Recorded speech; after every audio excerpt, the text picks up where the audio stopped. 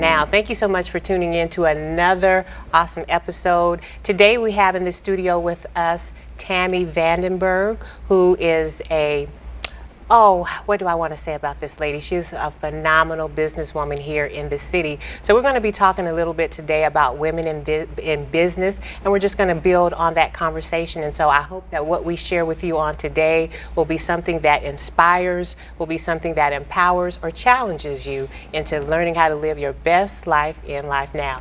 Welcome, Tammy, to the show. How are you? Thank you. I'm great. Thanks for having me. We got Tami Vandenberg in the house. I'm here. You're here. Yeah, You're yeah. here. Thanks again. You're so welcome. So listen, Tammy, for those that don't know you, why don't you take a moment to just share a little bit about who you are, who the woman Tammy is outside of business? Sure. My name's Tammy. It's interesting being in Wyoming right here because my parents live super close, a few blocks from here. Wow. Yeah, it was sort of, It's right there. Going right back to my folks' house. So grew up in Wyoming, went to Grand Rapids for university, did AmeriCorps in Louisiana, moved back to Grand Rapids, and have worked on homelessness issues for many, many years. Opened a couple of businesses, have volunteered on numerous different causes, and now running for city commission. So that's the super condensed version. I love it. I love it. And we're going to get to that city commission piece, but you are one of the leading women here in the city. And I mean that, from the bottom of my heart. I want to take a moment to give you a platform to just talk about that for a moment, because it's not just one business, it's two businesses. Plus serving as an executive director right now. When you started the first business, the Meanwhile, with your brother, what was that like? Where did that thought come from? Yeah, that was 8.5 years ago that the business opened. Okay. And we had purchased that building and started the concept 5 years prior. 5 years prior. Wow, that's getting to be a significant chunk of my life right there. Process. Yeah. The Meanwhile, I mean, that for me was a real turning point. That was a big jump into the abyss, if you will, which turned out to be one of the best things I ever did in terms of my economic freedom. And it was a bit of a risk, although I'm a very, very, very calculated risk taker. So I had done an enormous amount of research in order to get there. However, opening the Meanwhile, the idea behind that was we really wanted a place to gather. We wanted a place in our neighborhood. I've been a long time Easttown resident, and there were good spots, but there really wasn't a place for us to gather as artists and entrepreneurs and musicians. And so that's what that was. And it went on to become kind of a town hall, if you will. Like, I almost think of it kind of in terms of a public house, that they had in, that's what they used to call a lot of the European spots, and even the, early East Coast spots. It was sort of a public house where people came and sort of discussed their because public concerns. So Tammy, how important was it for you to allow Meanwhile to be a place where the community could come and meet? It was crucial. It was a huge part of the concept. I didn't really consider myself a business person per se. It's great to have economic resources. I'm not going to act as though that's not important. Right, because we all need them. We all need that. We have children, or we have mortgages, or we have expenses. So we need funds. However, to do something just strictly to make money, it really wasn't what I was all about. And so one of the things that was very important to me was to just create a space where folks could get together. And then also give back, right? And so that's another thing that we were having benefits within 6 months of being open. That is amazing. And haven't stopped. Now you were doing, the Meanwhile was doing or has been doing things that had not been done before. Am I correct? Yeah, one of the big risks we took, one of many, was when we opened our taps. We had all except one that were Michigan beers. Wow. And we also didn't carry any Budweiser or Miller. We considered ourselves hyper localists. I still do, even though back then I think I was probably a little bit more fervent about it. You've loosened up a little bit. I've loosened up. I still support almost exclusively local whenever I possibly can. But back then it was Strictly. It was really important to us. And then of course the more people said, oh, you can't do that. You can't survive without serving Budweiser and Miller. That's just impossible. Then of course we wanted to do it even more. Of course. And so we had distributors even talking around us, sort of making bets of how long it would take us to put Budweiser and Miller on tap. And we never did. And now there are numerous places that don't carry Budweiser and Miller. And now look at all of the little breweries popping up. And oh my God, so yes. People are starting to transition to drinking more local. So I don't take total credit for that, but we did take a big risk, and we sort of set the tone that you can serve mostly local products and do very well. Absolutely. Now, as I was sitting here listening to you share that, one of the things that stuck out to me is you said that there were people kind of talking and waiting for you to, kind of go their way, if you will. So in regards to business, I want you to just help the people who are listening to this show, because we got many people that are in business, they're thinking about starting business, a lot of women. What would you say to those individuals who have dreams of opening up this business, but they have people saying, oh, that's not possible, that won't be successful, I don't think that's going to work? Yeah, everybody's got an opinion, right? Right. They have a right. They have a right to an opinion. It's their opinion. And so I think my best input to aspiring business owners or people that have businesses that want to expand or are just looking for more input, I would say, everybody and their brother is going to have an idea for you to do. And that's the truth, yes. You should do it this way. One of my big lines in the beginning was, well, why don't you do that, actually? How about I have more ideas than I can possibly implement, probably in my entire lifetime. So if you had this other idea, maybe you could do it. And then, of course, you have folks that, that's just never going to work. That's not going to work. And so do your research. Talk to people that you really trust. Talk to people that have done something somewhat similar or have expertise in that area. Important. Do that, and then once you've done your research, you've calculated a plan, you're feeling good about it, you're feeling strong, you have to stay strong, because the businesses that start trying to, someone said we should veer off into this territory, or someone says we should go over here, you water down your concept. That's right. And it no longer is really even your concept. And then how can you evaluate whether that's working? That's right. Because maybe it would have worked if you hadn't gone over here or over here. So it's important to stay in your lane. Yeah, and give it time to see if it's actually going to work. Absolutely. Because otherwise you'll never know. And it's very tough. It's very tough, because you also just don't want to be a jerk, right? And just say, oh, no, that's a terrible idea. I'm not going to do that. Exactly right. So I think that you, being a businesswoman, sort of prepared the pathway for you to become executive director for the Wellhouse. And Tammy, I'm very passionate about the work that Wellhouse is doing concerning homelessness and those in our city who are homelessness. So why don't you just kind of talk about that for a minute? What is Wellhouse and what do you do? So, you and your team. Yeah, Wellhouse is a nonprofit organization that houses people that have been homeless, people that have either been in an emergency shelter or unhoused out, either outside or under bridges or abandoned buildings. And the basic concept is we purchase vacant, boarded up homes. So far, we've purchased them all from the Kent County Land Bank. That may continue, or we might get them from other sources. And we bring them up to code. we hire contractors, we hire other tenants, we have volunteers, and then we move in additional people that need housing. And it's shared community housing.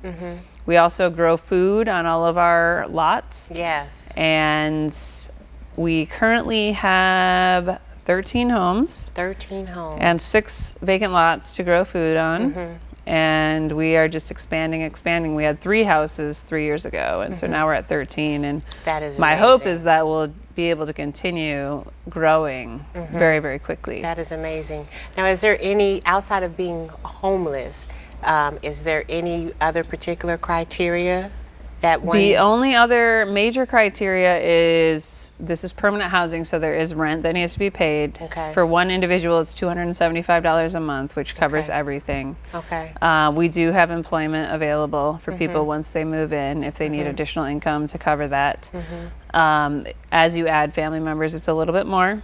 And then we really try to target people that can't get into any other housing. So we do ask if folks are able to access other housing that they go there first.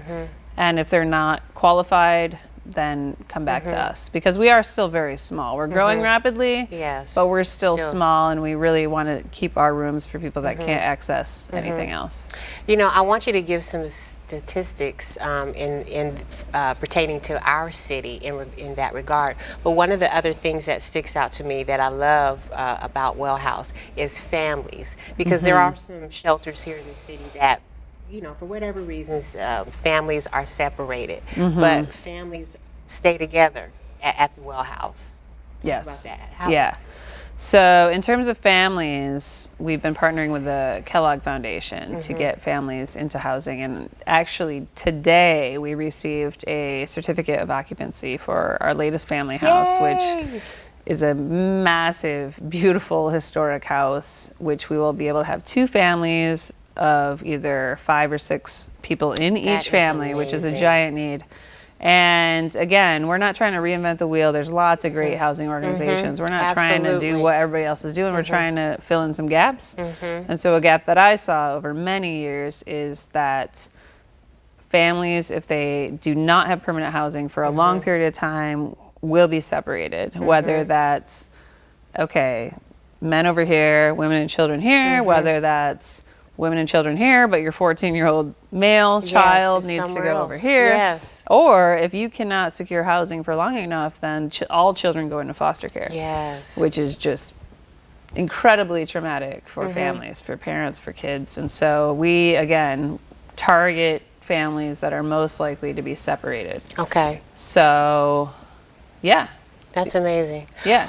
Now, how do I want to ask this question? You, through Wellhouse, many lives are being touched, and obviously Wellhouse is making an impact on the community, because everybody is hearing about Wellhouse now. What does that mean to you to know that the message is getting out there?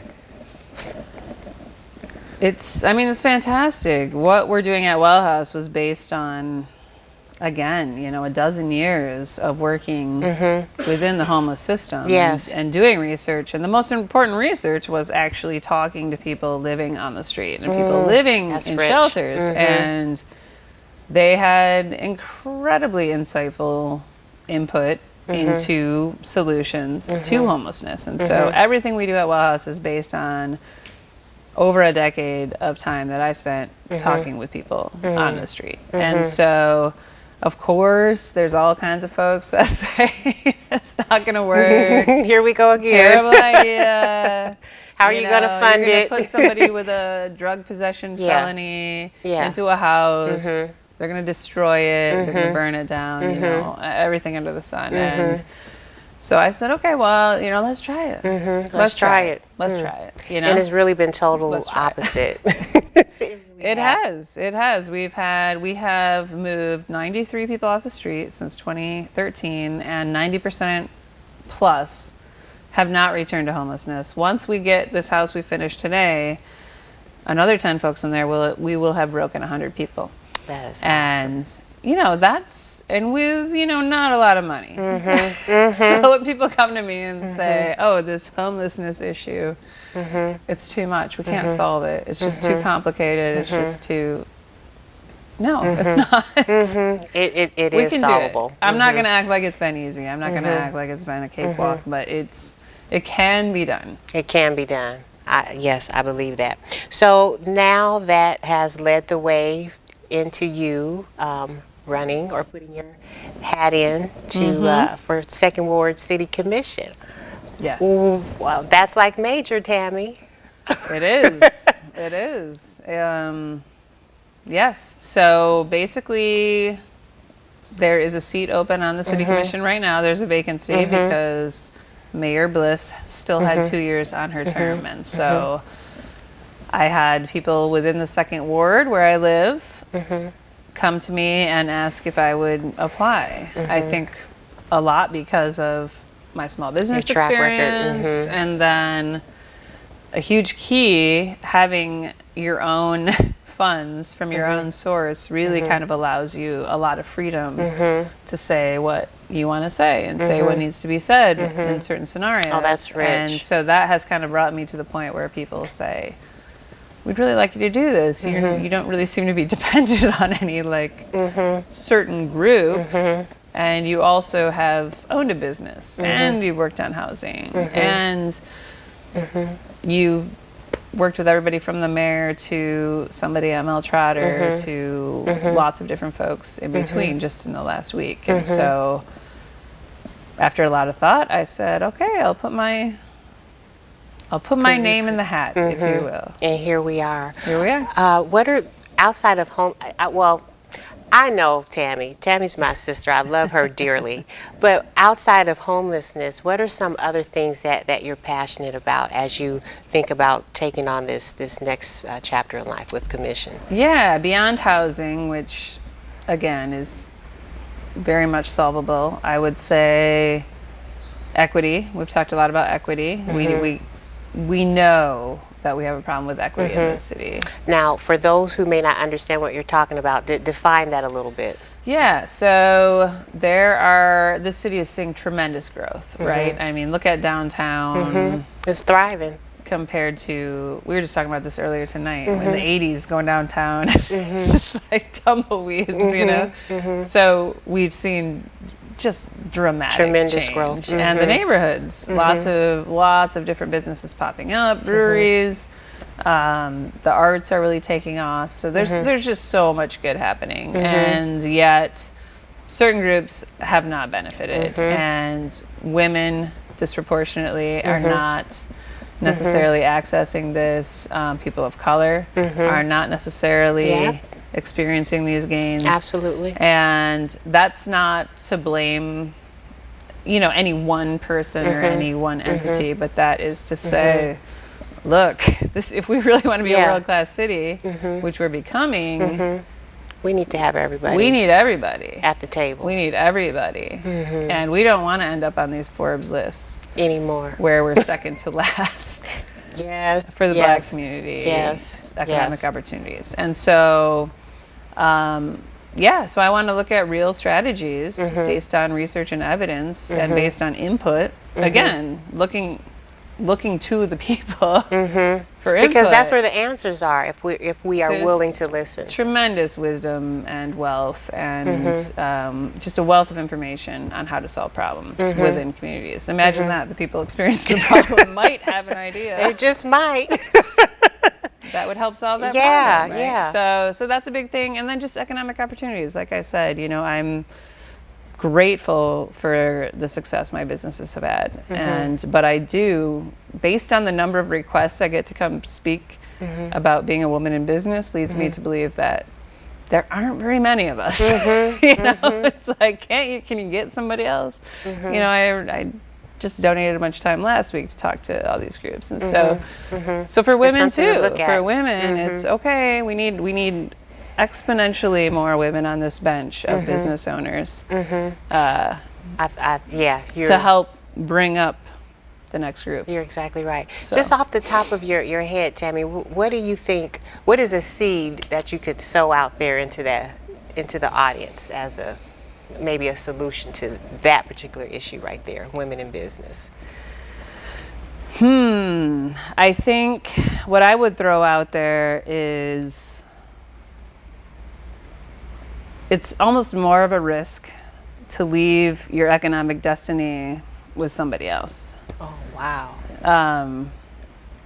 Not only because they may need to do some cuts, or their business may be going up and down, or there may be some type of conflict. And then, not that it can't be great working for somebody else. It can be, and that works very, very well for people. But for me in particular, it was, I was laid off back in the day, and that was terrible, Right. And so I would rather fail based on my own hands, my own efforts or lack of efforts, where I'm not sitting there blaming somebody else or wishing I would have seen something coming. So maybe that's a personality thing, but I've rarely met an entrepreneur who had a regret for just trying, Because And you never know unless you never try, know, right? and time goes so fast, and you really just don't want to be left wondering, like, oh, what if I had? And you don't have to jump in, like leave everything behind, but just try it out. A little bit more, a little bit more. That's good. Keep your expenses low. Kept my expenses pretty low for a while. I hope you all caught that. Keep your expenses low. It's a key piece. It's a key piece. Live frugally. Frugally. Try some things out and see what flourishes. That's good. That's good. So where are we at on the campaign trail? So the appointment will be made February 23. Okay. That's right around the corner. Yes. Thank goodness, because it's a beast, isn't it? As y'all know, politics is just full of drama. Yes. Full of drama. Yes. And so the bad thing about the appointment is that it's not an election. An election would be great. But the good thing about the appointment is that it is a very condensed space. But so folks, I believe very, very strongly that the public should have a very strong say in every issue, actually, but including an appointment. So I feel like whether folks want me or anybody else, whoever, they should get involved. Get involved, find out about the candidates, whatever their issue is, connect with candidates on their issue. There's a town hall meeting February 1st. Okay. So as many people as possible should come to that. Where will that be located? That is it's on Fuller, the GRPS University campus. I know what you're talking about. Yep. So everybody should come to that.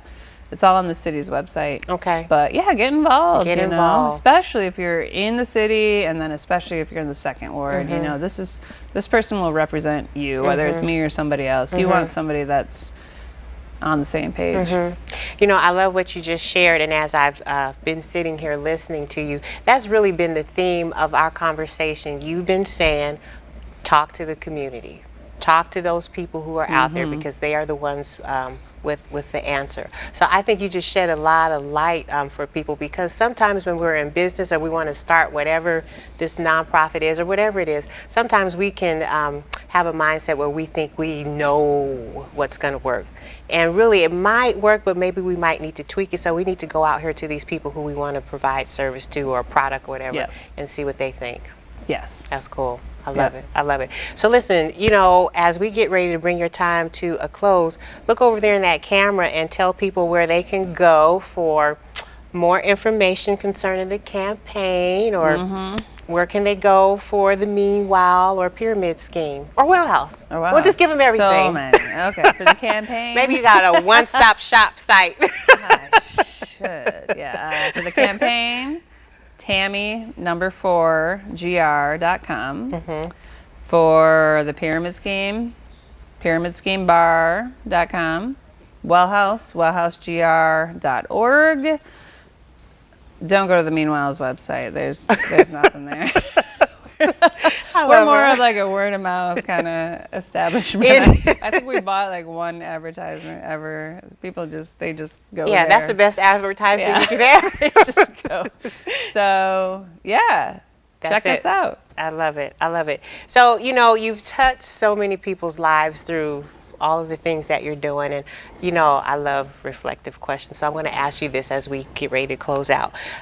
Did you ever think your life would be used the way that it is to challenge and inspire so many people? I like the challenge. You like the challenge? Came first. No, I had no idea.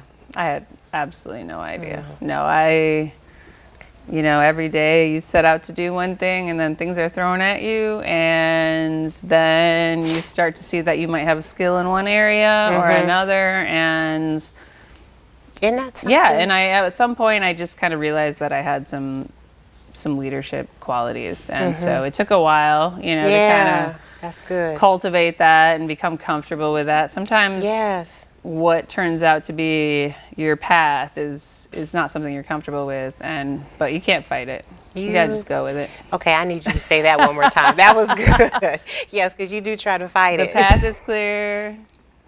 You may not want to go there, but and we try to run. It's harder sometimes to not do it. It becomes harder to not do it. It does. It's like it begins to call you in different ways and through people. And then when you just start doing it, everything else becomes easier. And then okay, that's what I'm supposed to be doing. That's amazing. That is absolutely amazing. So one more time before we go off the air, where can people go for more information? So the website, Tammy4gr.com, pyramidschemebar.com, wellhousegr.org, or Facebook. We're on Facebook, Twitter, Instagram, you know it. Otherwise I'm just walking around East Town a lot, so She is. She's so readily accessible. Or downtown, I'm around. Just look for the hair. Yeah. That's her signature statement. Yeah. I love it. I love it. Well, listen, Tammy, I've had such an amazing time with you. I don't want to let you go, but we know you're a busy lady and we know you got other things. It's Friday night. It's Friday night. Time to go out. All right. So listen, family, thank you so much for hanging out with Tami Vandenberg and Coach TMB on In Life Now. This has been an absolute treat. I pray that you have heard something that will inspire, empower, or challenge you into learning how to live your best life in life now. Until next time, peace.